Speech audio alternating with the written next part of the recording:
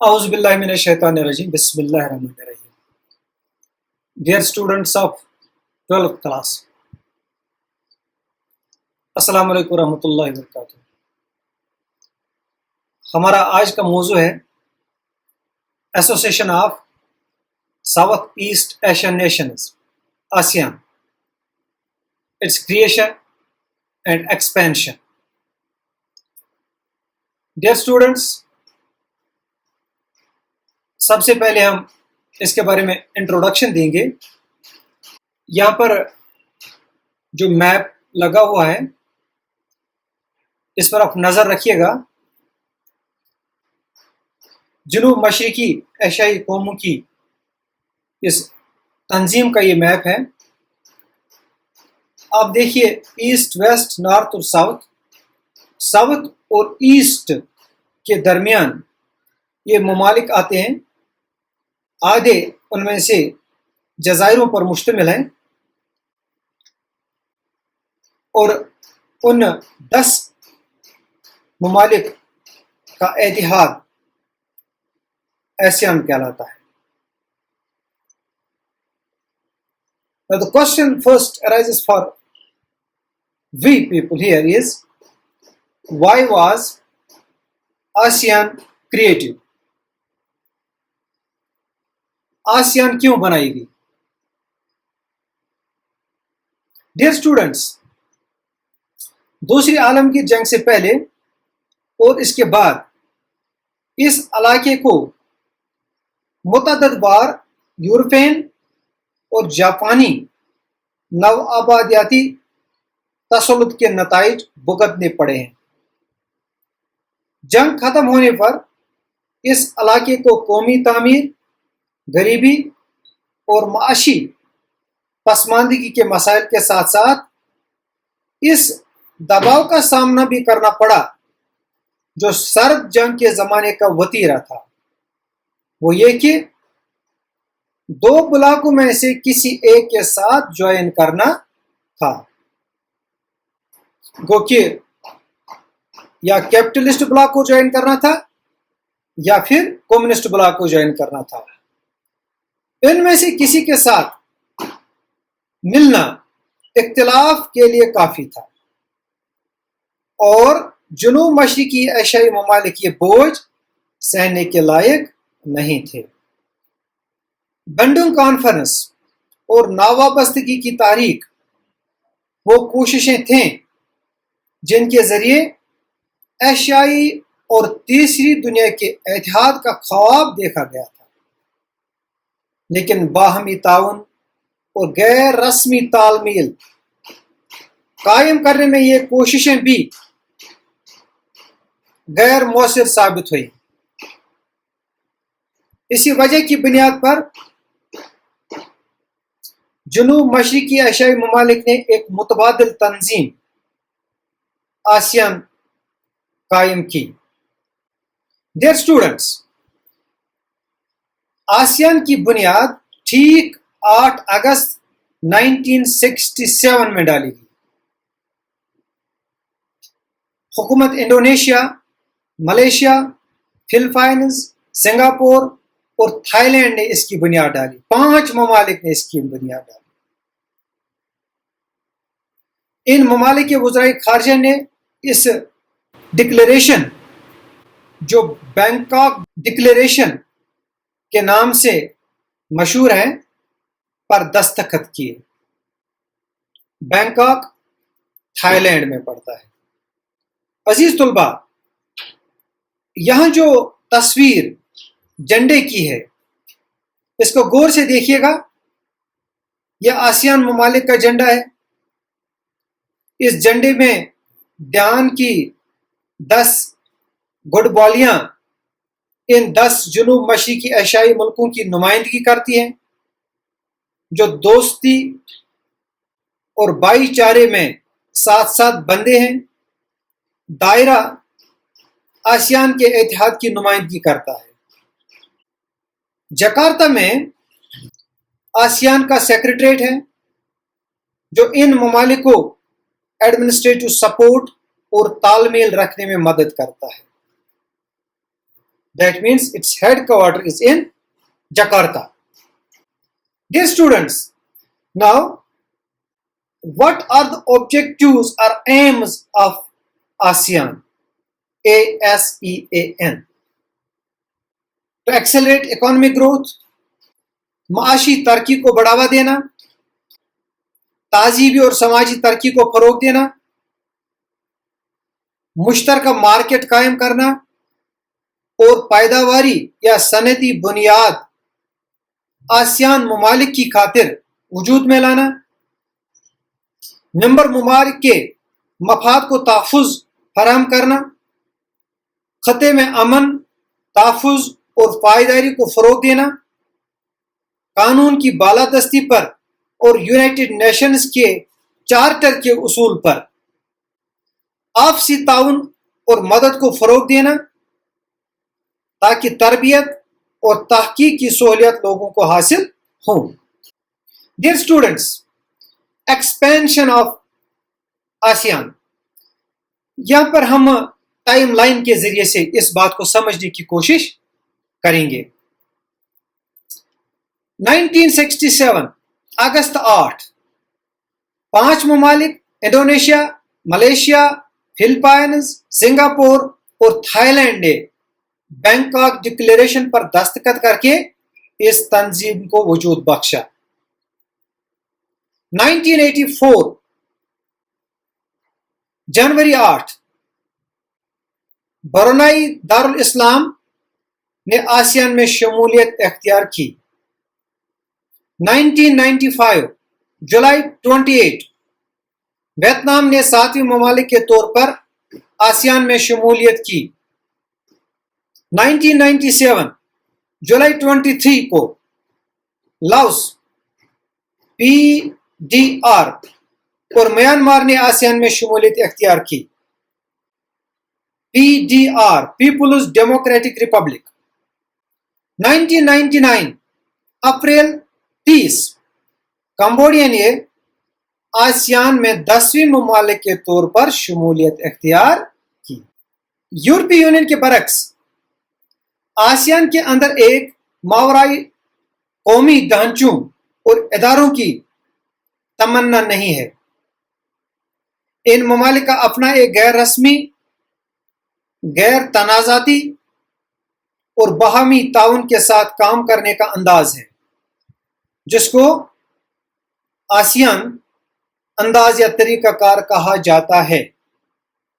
Its countries have celebrated what has become known as the ASEAN Way, a form of interaction that's informal, non-confrontationist and cooperative. اقتدار اعلیٰ کے لیے احترام ASEAN کی کارروائیوں کی ایک نمایاں خوبی ہے. دنیا کی تیز رفتار معیشتوں کے ساتھ آسیان نے بھی سماج اور معاشیات کے علاوہ اپنے مقاصد میں وسعت پیدا کی. 2003 میں آسیان نے بھی یورپین یونین کی راہ پہ چلتے ہوئے آسیان برادری کے 3 ستون قائم کیے. ڈیئر اسٹوڈنٹس, ان میں سے پہلا جو ہے آسیان سیکیورٹی کمیونٹی.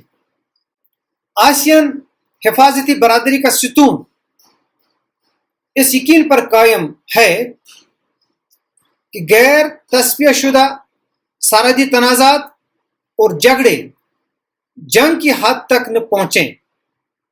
2003 تک ان ممالک نے کئی معاہدوں کے ذریعے یہ طے کر لیا کہ امن, غیر جانبداری, تعاون, غیر مداخلت کاری, قومی اختلافات اور قومی اقتدار اعلیٰ کے احترام کے اصول کا پاس رکھیں. آسیان ریجنل فورم ہی وہ تنظیم ہے جو دفاعی اور خارجہ پالیسی کے لیے مختلف ممالک کے درمیان رابطے کا کام کرتی ہے. آسیان علاقائی forum that is ARF, ASEAN regional forum جو 1994 میں شروع کی گئی ہے, یہ وہ تنظیم ہے جو دفاعی اور خارجہ پالیسی کے لیے مختلف ممالک کے درمیان رابطے کا کام کرتی ہے۔ Dear students, ASEAN economic community, ASEAN معاشی برادری پہلے بھی اور اب بھی آسیان بنیادی طور سے ایک معاشی تنظیم ہے۔ ASEAN was and still remains principally an economic association. اس کی معاشی ترقی کی رفتار یونائٹڈ اسٹیٹس، یورپین یونین اور جاپان سے زیادہ ہے۔ اس کے اثرات بڑھتے جا رہے ہیں۔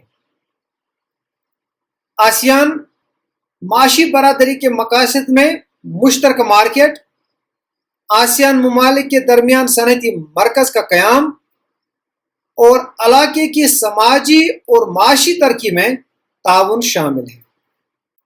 معاشی برادری موجودہ مالی جھگڑوں کو جلدی نمٹانے کے لیے آسیان ڈسپیوٹ سیٹلمنٹ میکانزم کے طریقہ کار میں بہتری لانے کو پسند کرے گی۔ آسیان کی توجہ ایک آزاد تجارتی علاقہ بنانے کا بھی ہے جو سرمایہ کاری، خدمات اور مزدوروں کے لیے وقف ہو۔ یونائٹڈ اسٹیٹس اور چین نے فری ٹریڈ ایریاز FTAs کے معاملے میں آسیان سے گفتگو کرنے میں کافی تیزی دکھائی۔ آسیان چین کا 5واں تجارتی پارٹنر ہے۔ Dear students, ASEAN socio cultural community, ASEAN کا سماجی اور تہذیبی گروپ۔ آسیان کا بڑا مقصد معیشت کو فروغ دینا تھا اور اس کے ذریعے سے سماجی ترقی اور تہذیبی ترقی حاصل کرنا تھا۔ The main objective of ASEAN was to accelerate economic growth and through that social progress and cultural development. It works towards، یہ اس جانب کام کرتا ہے، یہ ایک پابند، شریک ہونے والی اور سماجی طور ذمہ دار گروہ ہے۔ یہ آسیان برادری کے لوگوں کی بہتری کی خاطر ہے۔ شرکت کرنے والا گروہ جو بلند معیاری زندگی کو فروغ دیتا ہے، ہر ایک کی خاطر یکساں موقع فراہم کرانا اور انسانی حقوق کو فروغ بھی دیتا ہے اور تحفظ بھی فراہم کرتا ہے اور ماحولیات کے تحفظ کو فروغ دیتا ہے۔ لچکدار گروہ جس میں بڑھتی ہوئی گنجائش ہو، صلاحیت ہو